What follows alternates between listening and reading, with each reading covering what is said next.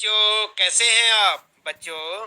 आज हम पढ़ेंगे क्लास 8 सामाजिक अध्ययन के अंतर्गत हमारे अतीत विषय का चौथा अध्याय आदिवासी टीकू और एक स्वर्ण युग की कल्पना पाठ के प्रश्न उत्तर। तो चलिए आप भी हो जाएं तैयार और लगातार इसी प्रकार जुड़े रहें हमारे साथ। शुरू करते हैं इस पाठ से संबंधित प्रश्नों के उत्तर। तो बच्चों आप देख रहे हैं यहाँ पर, यह है आपका चौथा अध्याय आदिवासी टीकू और एक स्वर्ण युग की कल्पना। और हम आपको बता रहे हैं इस पाठ से संबंधित प्रश्नों के उत्तर अभ्यास प्रश्नोत्तर पाठ्य पुस्तक से। सबसे पहले आप देखेंगे यहाँ पर, फिर से याद करें। आप अपनी पाठ्य पुस्तक के चौथे अध्याय के अंत में देखें, वहां पर इस प्रकार से आपको मिलेगा, फिर से याद करें। और यहाँ पर पहला प्रश्न आपके लिए, रिक्त स्थान भरें। और यहाँ पर देख सकते हैं आप, सबसे पहले नंबर पर कै प्रश्न जो आपका अंग्रेजों ने आदिवासियों को, और यहाँ पर आप खाली जगह भरेंगे, के रूप में वर्णित किया। इसके बाद दूसरा कै वाला है, झूम खेती में बीज बोने के तरीके को यहाँ पर आप लिखेंगे कहा जाता है, तो आपको मालूम होगा क्या कहा जाता है। और गै वाला है यहाँ पर प्रश्न, मध्य भारत में ब्रिटिश भूमि बंदोबस्त के अंतर्गत, और यहाँ पर आप भरेंगे स्वामित्व मिल गया। और इसके बाद गह प्रश्न है यहाँ पर असम के, और यहाँ पर खाली जगह है, और यहाँ इस प्रश्न में 2 बार खाली है। और बिहार में काम करने के लिए आदिवासी जाने लगे। तो यहाँ पर क्या लिखेंगे आप, इन खाली रिक्त स्थानों को आप किससे भरेंगे, चलिए देख लेते हैं। यहाँ पर पहले वाले में कै वाले में लिखेंगे आप जंगली और बर्बर, ख वाले में लिखेंगे बिखेरना, गह वाले में भूमिका, और गह वाले में चाय बागानों, और दूसरा लिखेंगे कोयला खानों। तो देख रहे हैं यहाँ पर गह वाले में 2 जगह आपको खाली जगह भरनी है, 1 और 2। जैसे यहाँ पर आप देख सकते हैं 1 और 2 जगह पर, यहाँ पर लिखेंगे आप चाय बागानों, यहाँ पर लिखेंगे कोयला खानों। तो इस प्रकार से आप पहले प्रश्न के ये आपके जो उत्तर दिखाए हमने आपको, इन्हें वहां पर खाली जगह में भरेंगे। इसके बाद बच्चों दूसरा प्रश्न देख लेते हैं, सही या गलत बताएं। और यहाँ पर जो है कै वाला है, झूम काश्तकार जमीन की जुताई करते हैं और बीज रोपते हैं, तो ये सही है या गलत है? गलत। उत्तर देखेंगे आप गलत। क्या लिखेंगे आप? गलत। और इसके बाद ख वाला प्रश्न है, व्यापारी संथालों से कृमि कोष खरीद कर उसे 5 गुना ज्यादा कीमत पर बेचते थे, सही है या गलत बच्चों? आपने पाठ पढ़ा होगा, यह है सही।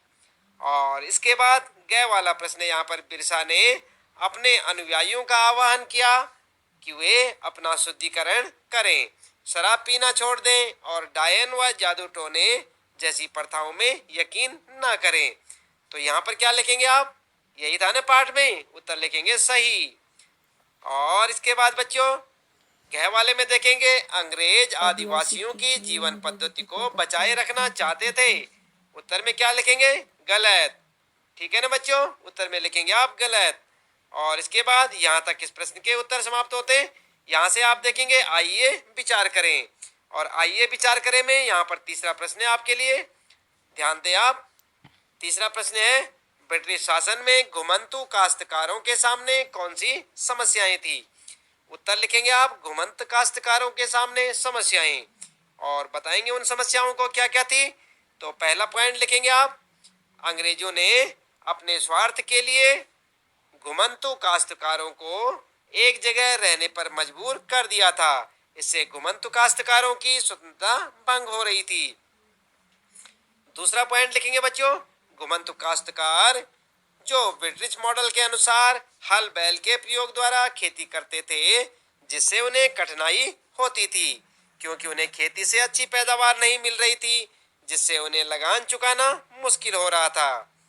और इसके बाद तीसरा पॉइंट लिखेंगे आप यहाँ पर, घुमंतु काश्तकारों ने धीरे धीरे खेती की इस विधि का विरोध करना शुरू कर दिया क्योंकि वे घुमंतु खेती या झूम खेती पर वापस लौटना चाहते थे। समझ गए ना बच्चों? इस प्रकार से आप इस तीसरे प्रश्न का उत्तर लिखेंगे। आप ध्यान दें बच्चों, हम आपको यहाँ पर पाठ से संबंधित प्रश्नों के उत्तर बता रहे हैं। आप इस पाठ को अपनी पाठ्य पुस्तक से पढ़ना न भूलें। इस पाठ को एक बार अवश्य पढ़ लें ताकि आपको यहाँ पर बताए गए प्रश्नों के उत्तर अच्छे से समझ आ सकें। इसलिए आप एक बार इस पाठ को भी जरूर पढ़ें। आगे बच्चों चौथा प्रश्न है, औपनिवेशिक शासन के तहत आदिवासी मुखियाओं की ताकत में क्या बदलाव आए? उत्तर लिखेंगे आदिवासी मुखियाओं की ताकत में बदलाव और हेडिंग डाल के, और पहला पॉइंट लिखेंगे आप, आदिवासी मुखियाओं के कई प्रशासनिक अधिकार खत्म हो गए, उन्हें ब्रिटिश अधिकारियों द्वारा बनाए गए नियमों का पालन करने के लिए मजबूर किया गया। और दूसरा पॉइंट है यहाँ पर, आदिवासी मुखियाओं को जब अंग्रेज अधिकारियों को नजराना देना पड़ता था और अंग्रेजों के प्रतिनिधि के रूप में अपने समूह को अनुशासन में रखना होता था। अगला पॉइंट लिखेंगे बच्चों, आदिवासी मुखियाओं के पास जो ताकत पहले थी अब वह ताकत नहीं रही, वे परंपरागत कार्यों को करने के लिए भी लाचार हो गए। इस प्रकार से आप तीसरे प्रश्न का उत्तर लिखेंगे। इसके बाद देख लेते हैं पांचवा प्रश्न और उसका उत्तर। तो यहाँ पर देख रहे हैं बच्चों, ये है आपका पांचवा प्रश्न, दीकुओं से आदिवासियों के गुस्से के क्या कारण थे? उत्तर लिखेंगे आप, दीकू आदिवासी मिशनरी, सूदखोर, हिंदू जमींदार तथा अंग्रेज अधिकारियों को दीकू कहते हैं। समझ गए ना बच्चों आप, दीकू किसे कहते हैं? यहाँ से आप देख सकते हैं, हेडिंग डालेंगे आप दीकू और लिखेंगे आदिवासी मिशनरी, सूदखोर और हिंदू जमींदार तथा अंग्रेज अधिकारियों को दीकू कहते हैं। दीकुओं से आदिवासियों के गुस्से के क्या कारण थे? चलिए यहाँ पर हेडिंग डाल के लिखेंगे आप गुस्से के कारण, और पहला पॉइंट लिखेंगे नंबर 1, आदिवासी दीकुओं को अपनी गरीबी तथा दयनीय अवस्था का कारण मानते थे। नंबर 2, आदिवासियों का मानना था कि कंपनी की भू राजस्व नीति उनकी पारंपरिक भूमि व्यवस्था को नष्ट कर रही थी। और तीसरा पॉइंट है बच्चों, आदिवासियों का मानना था कि हिंदू जमींदार तथा सूदखोर उनकी जमीन हड़पते जा रहे हैं। अगला पॉइंट लिखेंगे चौथा, आदिवासियों का मानना था कि मिशनरी उनके धर्म तथा पारंपरिक संस्कृति की आलोचना करते हैं। ठीक है ना बच्चों, तो इस प्रकार से आप इस पांचवें प्रश्न का उत्तर यहाँ पर लिख सकते हैं। इसके बाद बच्चों आइए देख लेते हैं, यहाँ पर छठा प्रश्न है आपके लिए, और इसमें पूछा है बिरसा की कल्पना में स्वर्ण युग किस तरह का था? आपकी राय में यह कल्पना लोगों को इतनी आकर्षक क्यों लग रही थी? उत्तर में क्या लिखेंगे आप? हेडिंग डालेंगे पहले बिरसा की नजर में स्वर्ण युग, देख रहे ना आप यहाँ पर उत्तर में बिरसा की नजर में स्वर्ण युग, और इसके बाद आप लिखेंगे पॉइंट बनाकर नंबर 1, बिरसा ने अपने अनुयायियों से अपने गौरवपूर्ण अतीत को पुनर्जीवित करने के लिए संकल्प लेने का आह्वान किया। इसके बाद दूसरा पॉइंट लिखेंगे, बिरसा ऐसे स्वर्ण युग की चर्चा करते थे जब मुंडा लोग अच्छा जीवन जीते थे, तटबंध बनाते थे, कुदरती झरनों को नियंत्रित करते थे, पेड़ और बाग लगाते थे, पेट पालने के लिए खेती करते थे। और नंबर तीसरा, उस काल्पनिक युग में मुंडा अपने भाइयों और रिश्तेदारों का खून नहीं बहाते थे, वे ईमानदारी से जीते थे। चौथा पॉइंट लिखेंगे बच्चों, बिरसा चाहते थे कि लोग एक बार फिर अपनी जमीन पर खेती करें, एक जगह स्थायी रूप से रहें और अपने खेतों में काम करें। तो इस प्रकार से आप इस छठे प्रश्न का उत्तर लिख सकते हैं बच्चों, हेडिंग डालकर बढ़िया से सुंदर से लिखें आप और इसे याद भी करें। इसके बाद देख लेते हैं यहाँ पर अगला सातवां प्रश्न है, आइए करके देखें। देख रहे हैं ना बच्चों, और प्रश्न है सातवां, अपने माता पिता, दोस्तों या शिक्षकों से बात करके 20वीं सदी के अन्य आदिवासी विद्रोहों के नायकों के नाम पता करें, उनकी कहानी अपने शब्दों में लिखें। तो बच्चों आप ध्यान दें, यहाँ पर जो है चाहे तो आप अपने हिसाब से लिख सकते हैं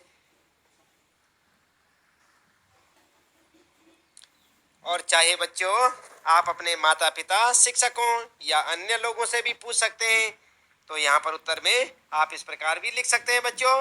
उत्तर में लिखेंगे आप यात्रा उरांव, यात्रा उरांव। यहाँ पर आप देखिए, ध्यान दें आप, यहाँ पर जो ये हेडिंग है यात्रा उरांव, क्या है ये?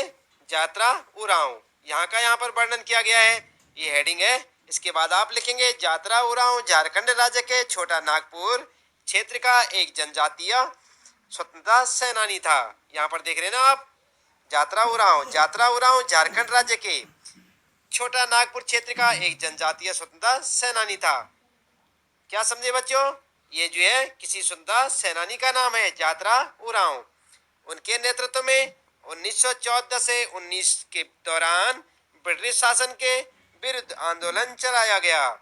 उसने उरांव लोगों के दादाजी बीच फैले आज अंधविश्वास सांस तो करने तथा लो उनके द्वारा शराब पीने की जमकर आलोचना की। चल दे उनके इस धार्मिक आंदोलन से अरे घर का नहीं गया वो आंदोलन ने गोड़ा कर कौन बन नहीं गया अभी आंदोलन को जन्म दिया।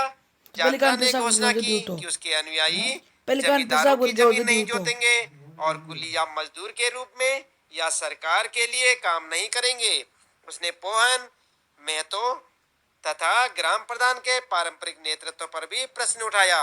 इस आंदोलन का मौलिक विचार था कि जमीन भगवान की देन है और जमीन पर जनजातीय लोगों के अधिकार में दखल देने का किसी को अधिकार नहीं है।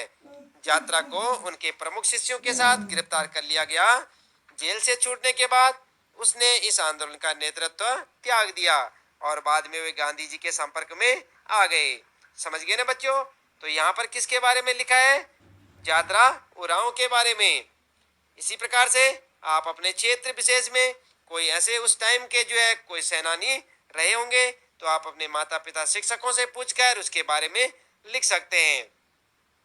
तो बच्चों इसके साथ ही यहाँ पर इस पाठ से संबंधित प्रश्नों के उत्तर समाप्त होते हैं। आज हम पढ़ रहे थे क्लास 8 हमारे अतीत विषय का चौथा चैप्टर आदिवासी दीकू और एक स्वर्ण युग की कल्पना। इसी तरह बच्चों लगा